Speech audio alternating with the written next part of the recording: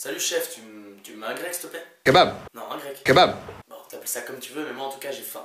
Voilà. Oh yeah. Bonjour tout le monde, c'est Thomas, et aujourd'hui on se retrouve pour l'épisode numéro 3 des rubriques ciné. Alors, je m'excuse tout d'abord déjà pour ma voix qui aujourd'hui ne sera pas au rendez-vous, hein, parce que je suis un peu malade, donc mes cordes vocales sont défectueuses. Enfin, je sais pas si mes cordes vocales, bref, vous avez compris, vous m'entendrez pas bien aujourd'hui, mais bon, c'est pas grave. Aujourd'hui, j'étais de vous parler du film 16 ans ou presque, réalisé par Tristan Segula. Je crois que c'est d'ailleurs son premier long métrage. Enfin bref, on va pas s'attarder sur les détails. Alors, ce film, il est joué par un Laurent Lafitte vraiment au top. Hein. C'est lui qui tient les rênes du film, si vous voulez. C'est clairement l'acteur principal. Et on a également toute une bande de jeunes acteurs qui débutent dans le cinéma et qui également ont très bien été castés pour jouer dans ce film. Passons tout de suite à l'histoire. Pour vous la faire rapidement, Laurent Lafitte, il joue le personnage d'Arnaud Mustier, un jeune philosophe et avocat de 34 ans. Et il va devoir s'occuper de son petit frère pendant quelques jours, avec lequel il n'a pas vraiment de complicité, pas vraiment d'affinité, du moins au début. Après ça va un peu s'améliorer.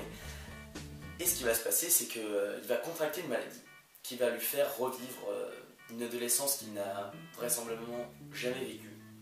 Donc il va commencer à avoir des désirs d'adolescent, il va se comporter comme un adolescent, il va avoir des pulsions d'adolescent.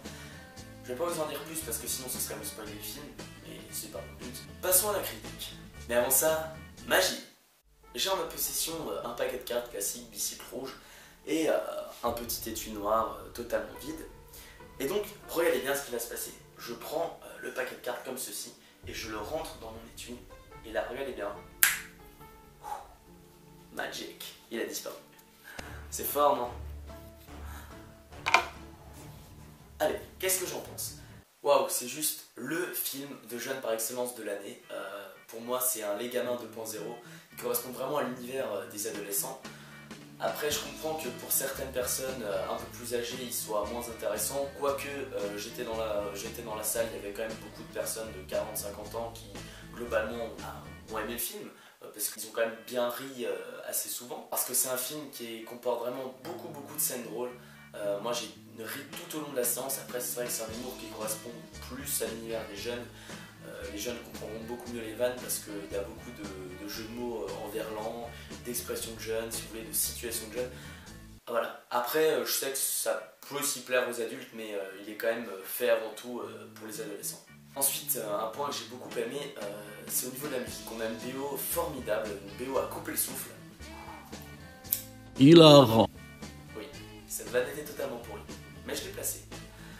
Non, vraiment, il y a plein de musiques actuelles, il y a du Macklemore, du Justice, et ça met vraiment beaucoup de rythme au film, et ça accentue encore le fait qu'il est plus axé pour les jeunes. Un point que j'ai vraiment aussi beaucoup apprécié, c'est au niveau des différents plans. Il y a vraiment une très belle mise en scène. Il y a certains mouvements de caméra qui sont excellents, vous en voyez un déjà notamment dans la bande-annonce. Et sinon il y a certains plans où on a clairement la vision de Laurent Lafitte, Arnaud Mustier. Je pense notamment à un moment où il est sous et puis il y a son regard qui divague un peu partout. On voit des images un peu floues, les mouvements de caméra sont excellents.